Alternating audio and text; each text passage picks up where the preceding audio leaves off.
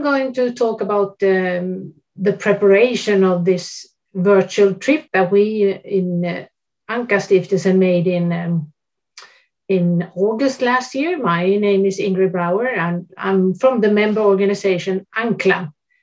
It's called Ankarstiftelsen in Swedish, but in other countries we say Ankla.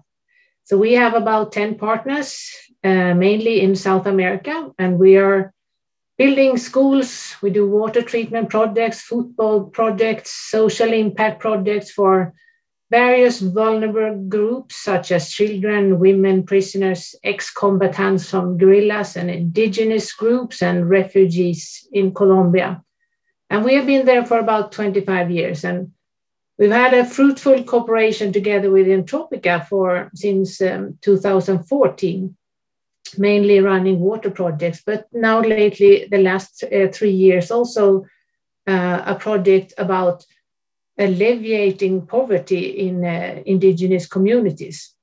So the next couple of minutes, we will hear from Tomas, the project director. He will make an introduction of Entropica and about the project. And then after that, we will do like a planning virtual trip. How did you prepare it? How do you do that in a good way? And then we're going to hear Angela Maldonado. She will present the main issues of biodiversity in the Amazon. And then we will have a breakout session. And after that, we will listen to Tomas talking about the governability and why that is important for the environment. And last but not least, in the end, we're going to talk about social audits. Citizen oversight groups, it's called. So it's going to be interesting. So I will give the word to you, Tomas, to make an introduction of Entropica and a bit about the project. And then we'll go on with the planning of the virtual trip. All right, thank you, Ingrid. Hello, everyone. My name is Tomas Lafón. Okay, Tomas, please don't. The people that is sharing, please don't. Okay. So my name is Tomas Lafón. As Ingrid was saying, I'm the project's director from Fundación Entropica. Entropica is a small NGO located in Leticia. Leticia is the capital of the Colombian Amazon. Leticia is a small town of about 50,000 people. It's a bit forgotten. It's very far away from the central Colombian government. It's located on the Amazon River, on the border between Brazil and Peru. Our mission as NGO is the long-term conservation of tropical biodiversity. We do that by working closely with local indigenous communities. So together with them, we do participatory field research, capacity building to empower the community. We also have educational campaigns. We seek alternatives to improve their living standards and economic sustainability, amongst other things. All of that's really to tackle illegal wildlife trade. Another important branch of our work is taking action against offenders against the ecosystem, basically, biodiversity, right? Which most of the time involves local authorities. They're involved in some way, be it through negligence or corruption. They're most of the time involved in these green crimes. So, as I was saying, Leticia is located in a tree border area, and this tree border area is a crucial spot for Amazonian biodiversity. Unfortunately, since it's between 3 countries, like on the Amazon River, it's kind of no man's land in terms of regulations and policing. So that's like to summarize what we do. As Ingrid was saying, in 2014, we got to know Ankla, so Ankarstiftelsen. So as you know, they're a Swedish NGO that has been working for over 25 years now in Colombia.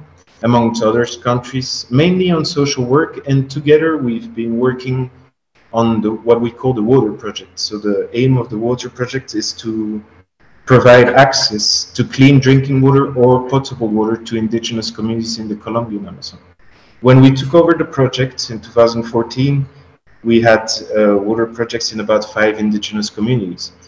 Now we have water projects in over 22 indigenous communities, 6 schools, also of the Amazon, of the Colombian and Peruvian Amazon.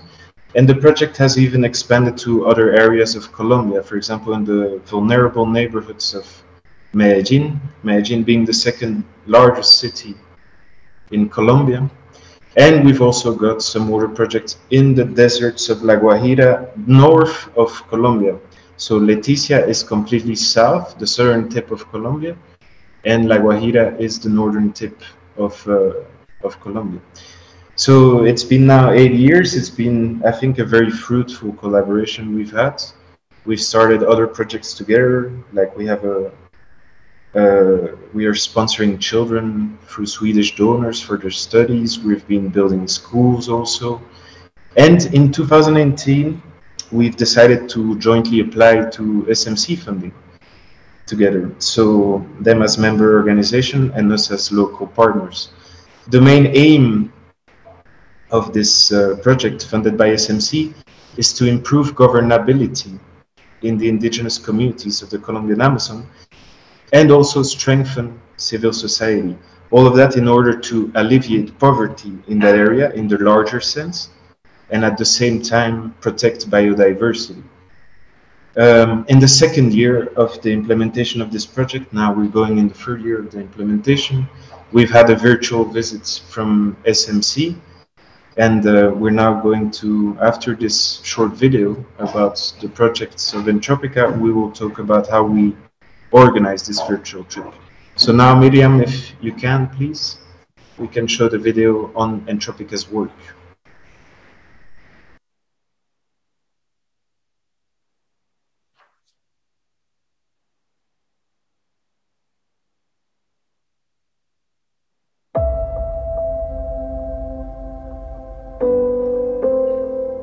Fundación Entropika is a non-profit organization based in Leticia, Colombian Amazon. We have been working for more than 15 years in the conservation of biodiversity, and also we have been working with indigenous people to alleviate poverty in this area. Colombia is the most biodiverse country on Earth per square kilometer, containing more than 56,000 species of plants and animals. But its unique biodiversity is threatened by human activities. The illegal wildlife trade driven by human consumption, exploitive tourism, the exotic pet trade, and biomedical research diminishes species populations and even leads to extinction. Devastating levels of deforestation and habitat loss continue unchecked due to extractive industries such as oil, gas, and mining, agricultural production, illegal crops, and road expansion. Armed conflict and systemic corruption undermine the rule of law in the environmental sector, making it difficult to implement conservation actions in these remote regions. Weak or absent governance systems in Amazonian indigenous territories means there is very little investment in economic development and opportunities. Local people have limited access to decent work and often resort to participating in illegal crop cultivation and wildlife trafficking out of sheer necessity. This situation was only made worse by the onset of the COVID-19 pandemic in 2020, when this region became a global epicenter for coronavirus infections. Until May 2021, the airport from Leticia was closed, bringing the tourism-based economy to a grinding halt. Many people who once relied on nature and ethno-tourism activities for income turned to logging, wildlife trafficking, and cocoa cultivation to provide for their families. En esa época de la pandemia, pues económicamente la comunidad como tal ha sufrido mucho porque la economía lo generaba el turismo. To stop environmental degradation, Entropica has developed a long-term participatory strategy based on local empowerment and citizen participation, law enforcement and training of authorities, and community-based research. We work alongside local stakeholders to search for ways to help them independently manage their natural resource base, improve living conditions in law enforcement, and revitalize their traditional practices. Through a series of court battles and international collaboration, Entropica successfully halted the traffic of night monkeys from Peru to Colombia for use in biomedical research, and our investigations into this illegal trade have led to disciplinary and criminal investigations of environmental authorities at the local and national level. We carried out a genetic study that confirmed the distribution of Nancy Ma's night monkey at the southern bank of the Amazon River in Peru, shedding light on the most exploited species for malaria research, whose population status at the border has been difficult to ascertain because of unregulated trapping and releasing of primates used as test subjects. Our collaboration with national and international authorities successfully resulted in 2 confiscation operations that ended wildlife exploitation from tourism and improved law enforcement at the border area. Entropica also established community-based tourism initiatives in communities previously involved in the night monkey trade, providing additional revenue for 60 people, increasing their income between 15 and 40%. Pues cuando la Fundación Entrópica ha venido, gracias a ellos había un ingreso, aunque no en cantidad, pero había un ingreso para lo que es para comprar lo necesario en la casa. Lo que es el azúcar, el arroz, el aceite. Gracias a la Fundación Entrópica que eso nos han apoyado harto, ¿no? Ha hecho un esfuerzo la Fundación Entrópica por mandar visitantes para que puedan dejar de pronto un dinero para que las familias se sustenten con eso. Por la Fundación Entrópica han venido muchas capacitaciones para nosotros, cómo conservar, lo que es cocina, guianza en la noche, en el día. Nosotros somos capacitados para poder recibir el visitante que viene. With our complete wildlife populations database, compiled from 10 years of census data, we provided recommendations for the implementation of hunting bans and restrictions in indigenous territories and wildlife management strategies for the Amacayacu National Park, Colombia, improving wildlife conservation in the area while using night monkeys and woolly monkeys as flagship species. Our efforts in fighting the wildlife trade have brought us national and international accolades, such as the prestigious Whitley Gold Award from the UK, also known as the Green Oscar, the Animal Defenders Prize in Colombia, and in 2020 we received the National Geographic Buffett Award for Leadership in Conservation in Latin America. These recognitions have helped us gain international attention for our conservation work, but have also attracted the ire of environmental offenders who have profited from wildlife trafficking, resulting in intimidation tactics, smear campaigns, and even death threats directed at our team. To improve the conservation of the Nancy Ma's night monkeys, we will evaluate the presence of viral agents to help us understand how arboviruses are spread between forest species, a topic that has been poorly studied at the regional level. This will help unlock a key part of the interrelationship that compromises the health of both humans and non-human primate species. We will continue working with the 2 Peruvian communities that were a part of night monkey trade for malaria research through wildlife watching tourism. As tourism resumes throughout the region, we will help them implement COVID-19 biosecurity protocols so that they may safely receive visitors again. Investing in community-led, low-impact tourism ventures has the potential to increase economic stability for these communities in the long term, and will benefit the environment by providing incentive for conservation and alternative income to replace the need for natural resource extraction from nearby territories. We hope that through all our conservation endeavors, we can provide sufficient training and support so that local people can build resilient and sustainable communities that benefit the natural environment and ensure natural resources for future generations. But now let's get back to the collaboration between Ancla and Entropica. In 2019, we decided to apply for funding from the Swedish Mission Council to address 2 issues that deeply affect the long-term outcomes of any of our projects. These issues are poverty in the indigenous communities and weak civil society. Strengthening civil society by means of empowering communities to claim their rights and independently and sustainably manage economic alternatives, their resources, and community-operated services is indispensable to reducing pressure on the local ecosystem.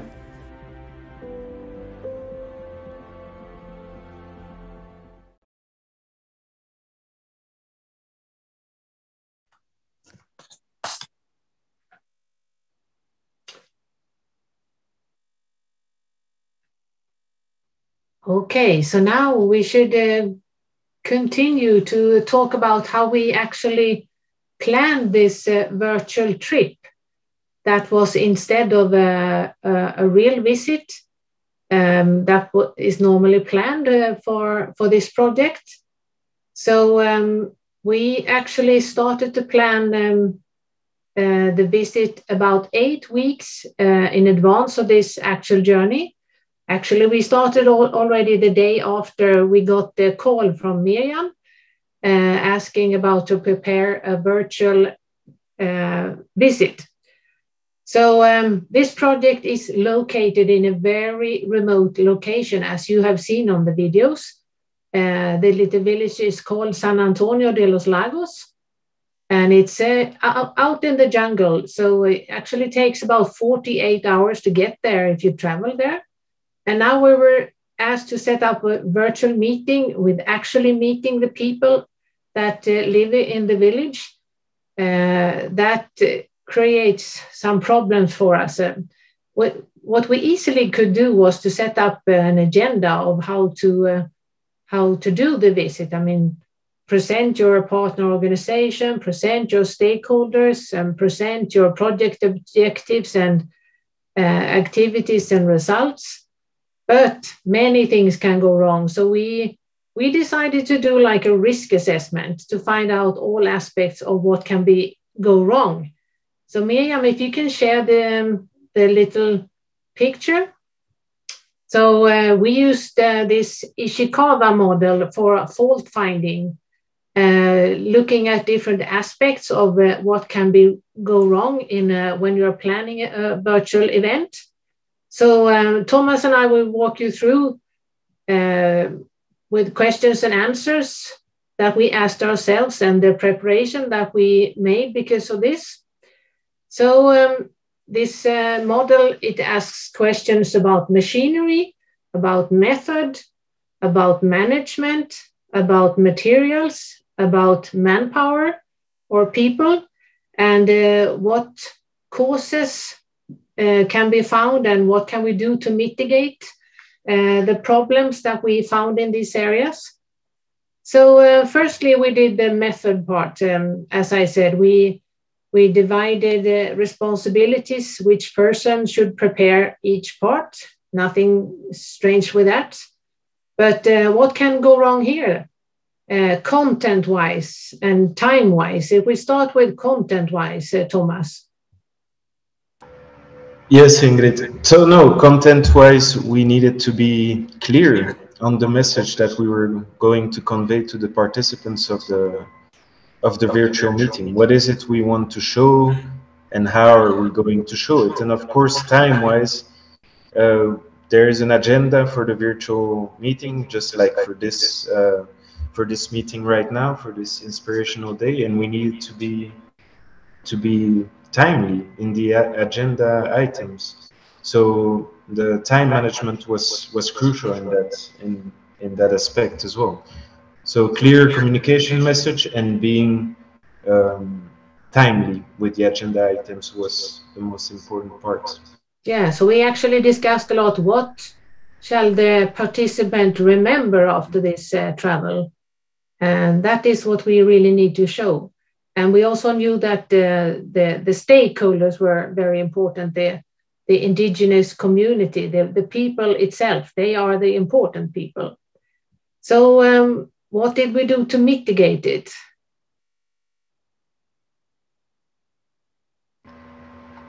Well, basically, like we had a couple of calls, like I mean, you and me, to organize like properly this agenda and how much time we were going to spend on one of the items we were going to discuss, basically. Yeah. And of course also about logistics, how we were going to do to have the people, the stakeholders from the indigenous communities be part of this right. Of this visit. Mm.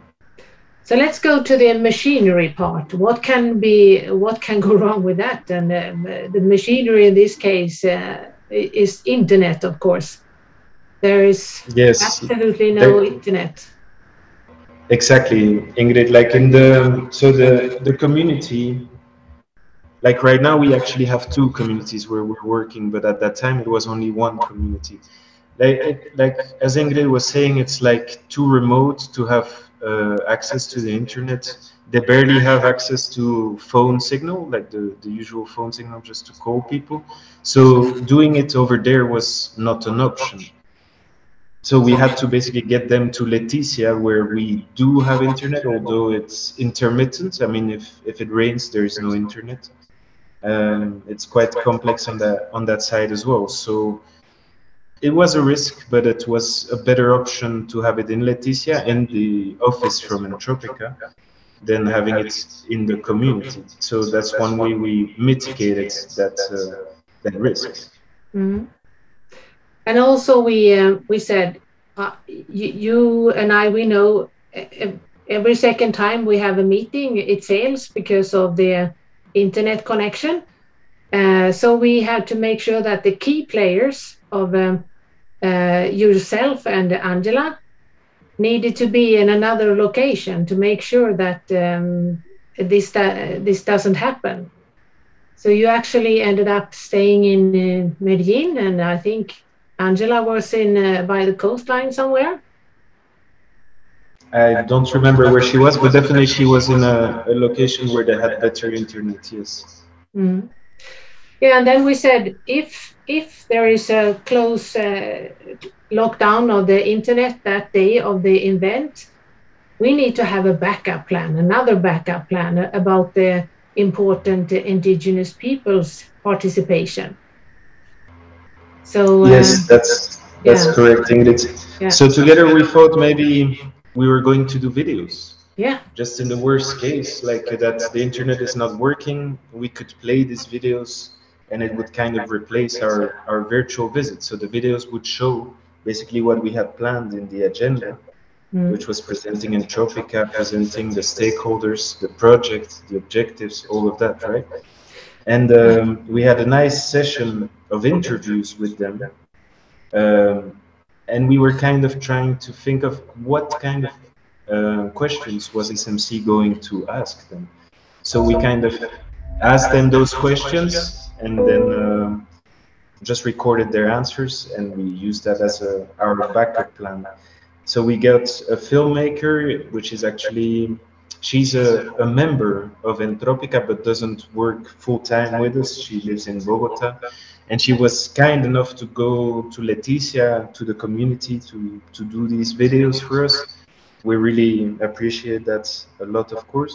And we ended up like creating 4 different videos. What was like originally our backup plan was actually in the end part of our virtual visit. So we also showed these videos, even though that day we were lucky and the internet worked because it was early in the morning in Colombia. So not that many people were connected to the internet. So we ended up having the interviews with the stakeholders in the office, and we also had the additional videos that show people from outside, like, you know, I mean, like showing pictures and showing videos of the location is different than just talking about it, right? So in the end, like, it all went properly. Yeah. So let's talk about the next topic, the manpower, the people aspect of it.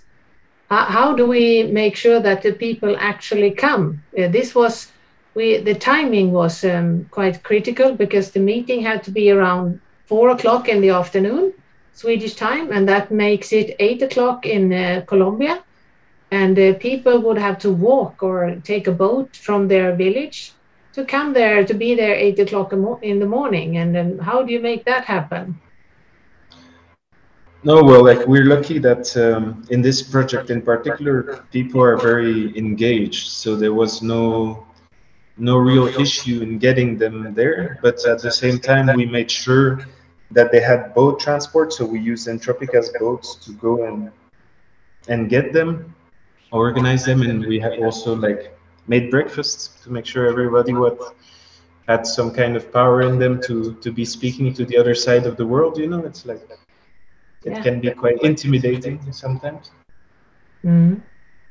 So that's basically what we did. We organized transport, and of course, like discussed that with them prior to the meeting. They were at the meeting. And actually, when we did this event, we didn't have to be worried about that at all, because they were super engaged, and they said it's the first time we are on a virtual event ever. This is so exciting for them. So it was really lots of emotions in that room when we actually had the meeting. So very, very emotional, I would say, and engaging. So the last point is the management.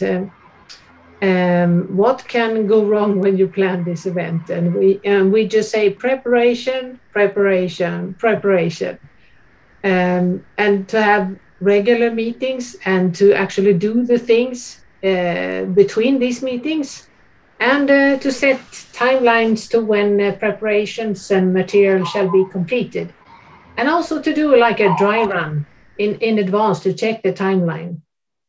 I would say we also had a lot of fun preparing this, and actually it gave a great satisfaction to see what was achieved in the project so far, to actually see the results and the impact it had on the stakeholders.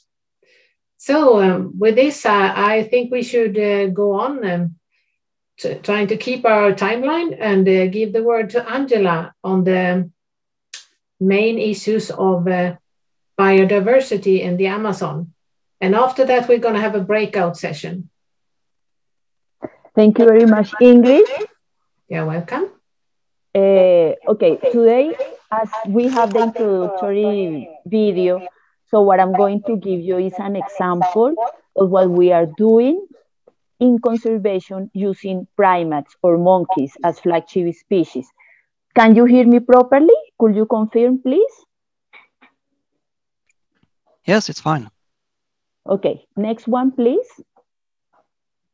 I'm going to talk about two monkey species that we have in the Colombian Amazon that are distributed also in Peru and Brazil, who are our neighboring countries.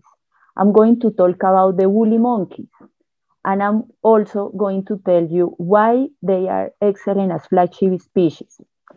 First of all, I want to talk a little bit about the concept of flagship species, who are the ones that serve as symbol of focus point to raise environmental consciousness, ecological importance, and vulnerability. For example, the woolly monkeys are very important for indigenous people because they consume them. They are very important for business around because they use them. But the most important part is that they are the most effective seed dispersers for big seeds. No? They travel long distances. So that's why we see the effectiveness of the woolly monkeys as seed dispersers. But why populations are declining in the area? Habitat loss. In our study sites, we have selective logging and a lot of coca plantations. But if we go a little bit north of the Amazon, we will have a lot of forests burned, like right now what is happening in the upper Colombian Amazon for cattle ranching and for coca plantations too. Then we have subsistence hunting, that they are a preferred target for indigenous people because they really like the meat of these monkeys. And as I mentioned before, for the pet trade and the tourism as photo props. Why? Because they are beautiful, they are charismatic, they are like soft toys, especially when they are small, and they are not aggressive when they are in captivity. So they have a lot of good things, behavioral characteristics that make them a prey for pet trade and tourism. Next one, please. So they are classified as vulnerable by the International Union for the Conservation of Primates. And as you can see in the map, that's their distribution, which is a big distribution. They are in like most of the Amazon basin. We have different species, but in general, it's a very well distributed species. The problem is in every single part of the Amazon, they are hunting targets because of consumption, pet trade, and tourism. But why they are so vulnerable to hunting? Because reproductive characteristics make them very, like the natural abundances in the field, very low because the soils of the Amazon are very, very poor. So naturally, the populations are low. They have long gestation periods, which means that they have an offspring every 4 years. Their pregnancy is like a little bit more of 7 months, so they are very susceptible to hunting. And the big problem in the big border area, previous slide before, please, is that we have high levels of corruption, so law enforcement is almost non-existent in the area. Next one, please. Also, we are using the night monkeys as flagship species for several reasons. The main one is that they have been extracted for almost 40 years for malaria research in annual quotas that were around 800 monkeys per year without having any population studies of these animals, and also because after experimentation, they release them back into the forest without us knowing what is happening to the animals where they are being released with the white populations, and we don't know what is happening with indigenous people. What we have is an increase of malaria in the area, but unfortunately we don't have figures to back up saying that this is due to the release of animals that have been infected with malaria. They are the only nocturnal primate in the neotropics, and they live in very small family groups. They have a very interesting society where, for example, the male carry the offspring and they help, all the group helps with the offspring. So we use legal tools to stop this trade. We didn't stop it completely, but we are close to finishing forever this trade. Next one. Also, these monkeys were classified as lower risk. Now they are classified as vulnerable for the global assessment. It means Colombia, Peru, and Brazil. But in 2022, with results from workshops we did with the government, or the government did and we were invited, we have the classification for Colombia as endangered. We are waiting for this news published at national level to ask for a complete ban for using this species in malaria research. Next one. Part of the very important information we have been recording is that we see the kind of parasites these animals have in the wild. We found that the lab is also releasing animals in Peruvian territory. And something very interesting is that we found for first time the presence of herpes viruses in wild animals, that this hasn't been described before. We got this information in December 2021. So we are just checking at this very interesting information that is unique. Next one. All these activities have to be working with indigenous people. We have to improve local livelihoods. After I will show you exercises that we have been doing, training with authorities, but this is not about penalizing poor and vulnerable populations. It's helping them to get out of the illegal wildlife trade while penalizing the offenders, but that are at higher levels. No, indigenous peoples that are the victims of every single illegal activity. So as you saw before, we have improving local livelihoods through sustainable tourism, education, And gender equality is one of our main points. I'm the director of Entropica, and for me, gender equality is a priority to reach our goals. Next one, please.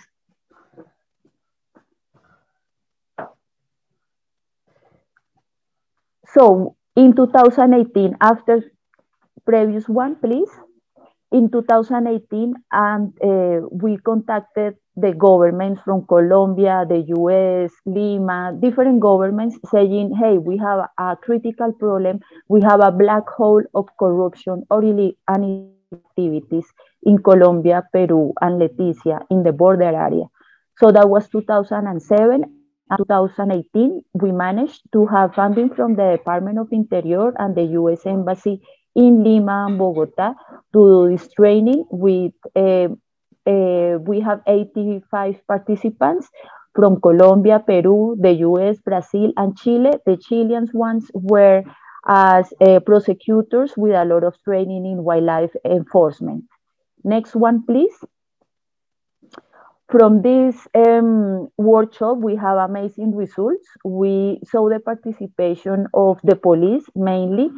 For every law enforcement activity, we have to have the police, the prosecutors, and the environmental authority. So we invited all of them to this workshop. Policemen were the most important participants in this workshop, but as you can see at the right, we have the list of all NGOs, the Navy, prosecutors, national and international prosecutors. Next one, please. What we did is we took 40 officials to a primate rescue center called Maycuchiga in the Colombian Amazon, where their flagship species are the woolly monkeys, as we have been working with them since 2006. So they are trying to do the best with very limited resources and knowledge, and we are trying to support them. So we took the officials to this training there, and we showed them what are the vulnerabilities and what are why it's so important to have woolly monkeys in the ecosystems. Next one, please. Next one. So we have in total the collaboration of authorities from the 3 countries, but mainly from Peru and Brazil and Colombia. And we have confiscation operations in 2018, 2020, and 2021. We have a training with practical guides. We have training about the importance of the Amazon as a regulator of global climate, and also how to handle animals. Part of our important results also are the working with international and national media to denounce wildlife trade. Next one, please. So we cannot see the presentation. Part of why it's so important to work with local people is to stop people from outside thinking, it's like illegal wildlife trade is done by local communities. It's not as that. Like we have mafias in the tree border area pushing people to get involved in monkey business, which is different. They don't have income, they don't have health service. So that's the only income. Coca plantations and timber trade and wildlife trade are the only available income. So I'm waiting to know what is next. So as part of our results, we identified that it's very important to keep working with authorities in the tree border area, but the most important part is to work with indigenous people in the enforcement of local economy. Also, we have to see that during all this management or handling of wildlife by indigenous people, there are a lot of zoonotic risks. It means that indigenous people are exposed to get diseases from animals.